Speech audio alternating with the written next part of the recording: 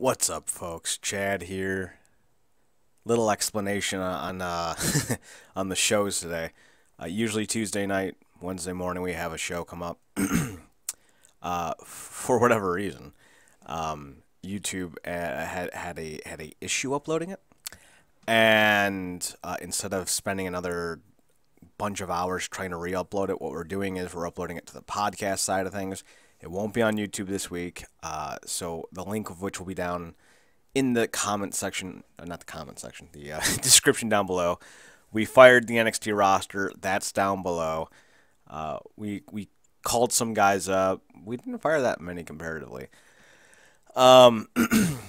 We also talked a little bit about Jeff Jarrett, and that's kind of why this video is going up. It's a little bit of a replacement video for today, but it's also a little bit more of a kind of like a summary, if you will. Spent most of the the last 2 days arguing with the Flash fandom on Tumblr, so I needed to do something a little bit, work appropriate. So there's a report going around by Nick. No, let me just clarify that. There's a report going around being credited to Nick Hausman, where Nick Hausman claimed that Jeff Jarrett said that Anthem was out of money. That's being taken out of context. That's being taken out of context severely. Nick Hausman is not an irresponsible reporter. He just delivered the quote. Everyone else is quoting it as if it's true. When Jeff Jarrett was released, he, among others, including us, reached out to Jarrett asking for a comment about his departure from Impact. And Hausman, for whatever reason, was the one that he replied to saying that Anthem is out of money. That's what Jeff Jarrett is saying. This kind of echoed something we had heard earlier from the Sports Illustrated writer. However, here's the thing. I did a little bit of running around myself this morning. Contacted a bunch of people. None of them got back to me except for one person, because that's just how it is. And the one person goes, essentially, I'm not going to tell you what is and isn't true right now, but I'll tell you, follow the story. So we have Nick Hausman reporting Anthem is out of money through Jeff Jarrett. We have Sports Illustrated saying Anthem is out of money. No one else, not Dave Meltzer, not PW Insider, not anyone, has reported this story. I'm not saying WrestleZone is lying. I'm saying there's only one source to this story. Jeff Jarrett. Now I know you're thinking, well, why would Jeff Jarrett say something that's not true? I don't know it's not true. I'm saying there's only one person saying it, and that's Jeff Jarrett. I don't think it's true, and for the sake of argument, let's assume it is. That doesn't mean shit. Netflix is it's 120-something billion in the hole. It's just how it is sometimes. So I'm not worried about the doom and gloom, because Anthem is putting money into the company. They're finding ways to make it work. They have the Pluto TV stuff going on. They just launched the Global Wrestling Network. I'm not saying these are perfect avenues. I'm saying there's something. And it's a sign that they are going forward with what they have to try to make something with it. So I don't necessarily believe the statement, though, because I don't see how a television company that is owned by a bigger conglomerate can be out of money. I just don't see that being happening without there being massive issues within the home hub of Anthem. I just don't see Anthem having that kind of issue. I just don't. I don't know why, but I don't.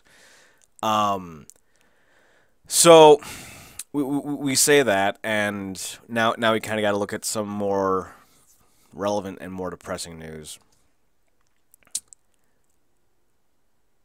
The biggest issue with Jeff Jarrett isn't so much that he's saying Anthem is out of money, or at least he's being quoted as saying. The biggest issue right now is that Jeff Jarrett is spiraling the fuck out of control. And that's not even in dispute. We can talk about whether or not Anthem as a company is out of money, which I don't believe whatsoever. I think he more than likely meant Fight Network. We can argue the relevancy or legitimacy about those stories, but this is indisputable. Jeff Jarrett has spiraled out of control. I've been a proponent of Jeff Jarrett for a good long while. It's not that out of the blue for me to mention some of his best matches, his work with TNA back in the day. I thought he was a good champion, but there was a lot of issues booking-wise that I would still call him on. The whole 2005 title loss to Styles and then Raven, like, that's a whole big beast right there. But this is beyond that, because I've never in my life seen him like this. So if you don't know this, over the past weekend, Jeff Jarrett went to the Real Canadian Wrestling promotion. I think they're out of... I don't know, but I want to say Saskatoon. I'm not saying I think it's Saskatoon. I just literally like saying the word Saskatoon. It's a lot of fun. Take a second. Say it with me at home. Saskatoon, right? Fun to say. It's not Ottawa. I think Edmonton, Alberta. I think it was out of Alberta. I think that's what it was. So RCW promoter Steve... Oh, fuck me. Steve Ushchuk. Sorry, bud. I ain't good with names. Just tune in when we talk about New Japan. It's fun to listen to. Steve Waschuk claims that Jarrett arrived late and slightly intoxicated at the show on Friday night. Jarrett then claimed he had trouble at the Canadian border and had to be back there by 6 a.m. to clear it up. So let's just start right here. I have some knowledge on law. I just do. I've never in my life heard the Border Patrol going, hey, you've been flagged. Oh, shit, can I still come in? Yeah, dude, yeah, just like be back here by 6, right? Like, is that cool? you need by 7? No, 6 is fine, bro. Okay, cool. See you at 6. Never heard that in my life. Never in my life. Has it happened? Maybe. But there's a reason why people like Kyle O'Reilly and Mikey Speedball, I think his name's Speedball, what the hell? Bailey, Mikey Bailey, have been forced to enter the country illegally at times. Because they don't let you have a deferment. I don't know what the fuck that is. That's a new one for me. Dude, you're under arrest. Whoa, God, I wanted to watch the end of the game. It ends probably around midnight. Got some wings. Oh, no, that's fine. We'll come pick you back up at midnight. What? Okay, hold the fuck up. As funny as me trying to say Steve Waschuk, this is funnier because this is a bold-faced fucking lie. So then we get another report from Waschuk saying that Jarrett drank until he passed out in the locker room and had to be woken up at intermission to take photos with fans. That ain't good. Jarrett did not come to the ring for his match when his music first played, and his opponent cut a promo saying that Jeff was upstairs getting drunk. When Jeff did appear for the match, the two wrestlers stalled for 10 minutes.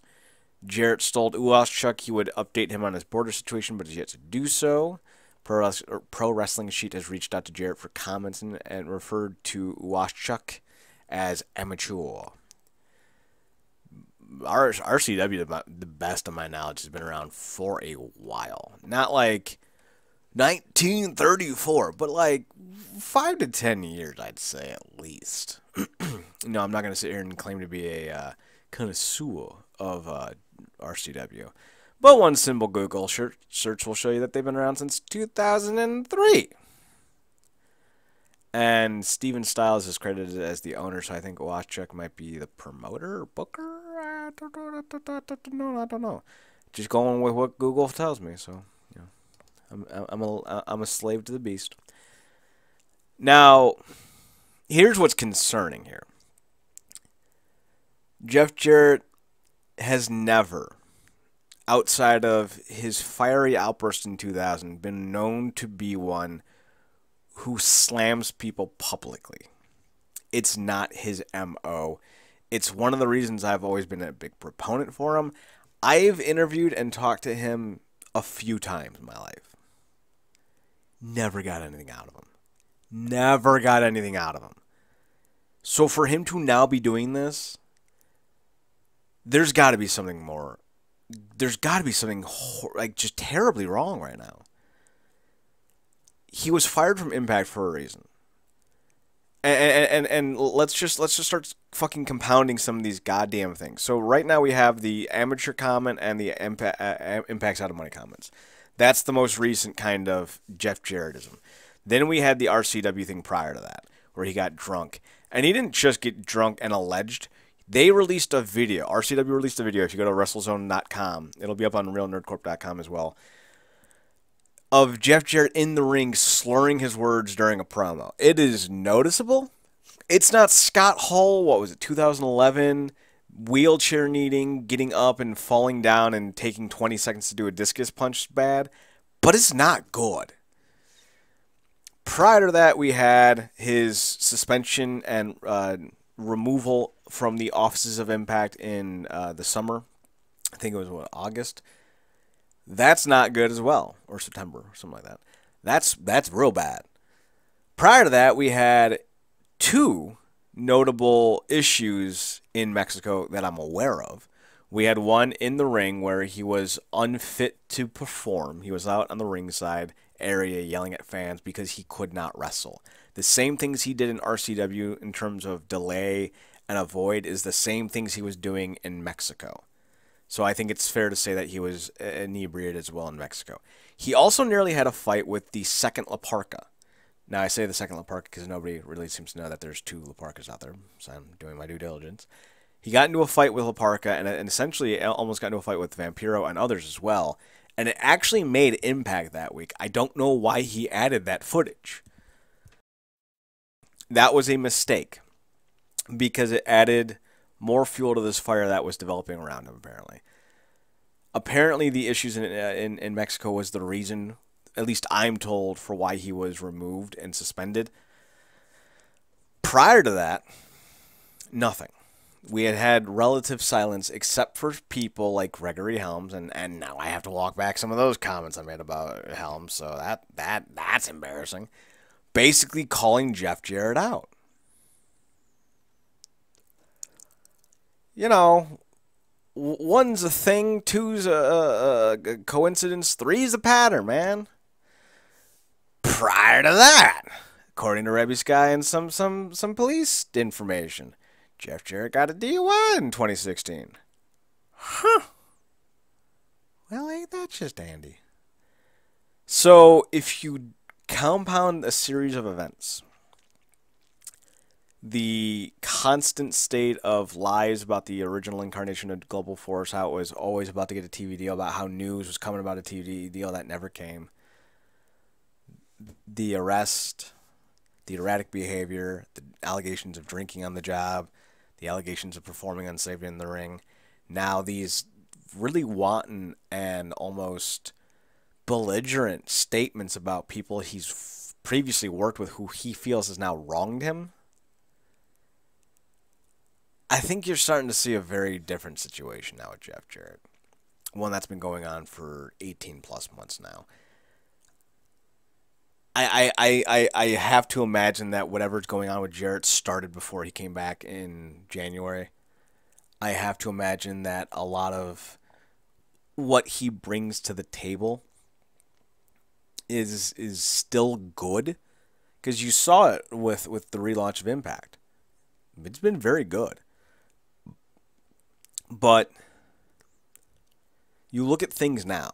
You look at things then. You hear some of the rumors, some of the allegations and all that, and you have to wonder what happened in Jarrett's life to lead him to this point, because he's not well. I don't think that's debatable. Now, I know a lot of people are going to go straight to, well, Kurt had addiction issues too. What's the common denominator? I'm not going to sit here and assume that or insinuate that. I don't want to be that guy. I know I make fun of JoJo for breaking up a marriage and Seth for fucking a Nazi. Seth Rollins fucked a Nazi. Never let that die. But that's kind of in tongue-in-cheek. They're going to have to live with those kind of mistakes, those actions.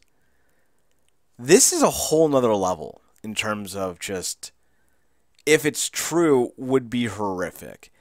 And I don't want to believe that Karen Jarrett somehow is such a individual that she's driving men to addiction issues. Now, Kurt's addiction issues were pain-related and pain pill-related. Let's put that out there. But he also was spiraling at the end of his relationship with Karen as well, and post it because do you remember the stalking of Raka Khan? I'm not saying it's funny. I'm not saying it's funny. But it's Kurt Angle stalking a woman who's a foot taller than him as his ex-wife is doinking his boss. It's kind of funny, but I'm not saying it's funny. So, thankfully nothing happened between those two in terms of anything violent or horrific. So you look at Jeff Jarrett, and there's a lot of things to be worried about right now. And I think you have to take everything he says with a grain of salt. I do believe that he was the source for the Sports Illustrated story, even though no one's really opening up about it. And if you have a source for the Sports Illustrated story who's basically has a vendetta, because, again, the only time in my life I have ever seen Jeff Jarrett go out of his way to rip somebody was in 2000. He ripped Jim Ross a new asshole, calling him a stooge, saying that he got screwed out of a new contract because of him. There's a very different side to that Jeff Jarrett ransom story that we always hear about China. Jarrett wanted to resign initially, but Jim Ross and Stone Cold put the kibosh on a lot of that. At least that's what Jeff Jarrett insinuated in an interview. So this is the only other time in my life I've ever heard him cutting anyone down for any reason. Usually it's, well, I don't want to talk about that, or hey, you know, so-and-so has done a real good job, or hey, you know, more power to them, I'm glad they're succeeding. He always seems to turn, or at least used to turn the other cheek, but now it's very not that way. So I do think you have to discredit a lot of what he's saying because you cannot trust him. He has an agenda. He's a liability. You don't know why or how accurate what he's saying is true. And if all of that is true, which we know it to be, we have the evidence that he is unreliable now. If all that is to be true, why would anyone believe anything he says until he gets better? That's what I'll ask. So, Jeff, if you're listening to this, you're a fan of ours. We're a fan of yours. We want you to get better. Please get better. Please seek the help you clearly need, because you are not this guy. At least you've done a good job hiding that you're not this guy, I should say. I do hope for the best, but, you know, you never know in today's day and age. If any of you is wondering, I have gotten 2 hours of sleep last 24 hours. I fucked my sleep schedule up, and I'm attempting to shock it back into place, if you will. So hopefully tonight I can actually, you know, get on a sleep schedule that is fairly accurate and normal. Normal-ish for me. So that's kind of why I'm a little out of it. So tonight's show at 9 p.m. Whoo! It's going to be crazy. Because anytime Loopy Chad is on the air, Loopy Chad delivers. Wink. So be sure to check us out at 9 p.m. Eastern Standard Time. I hope to God this video's up by then because, yeah, that would just be messy. So, realnerdcorp.com. Like, subscribe, comment. Find us on Twitter at NerdCorp. That's all I got. All the other links are on the website at realnerdcorp.com. RealNerdcorp.com. I have nothing funny to say for an outro, so yup.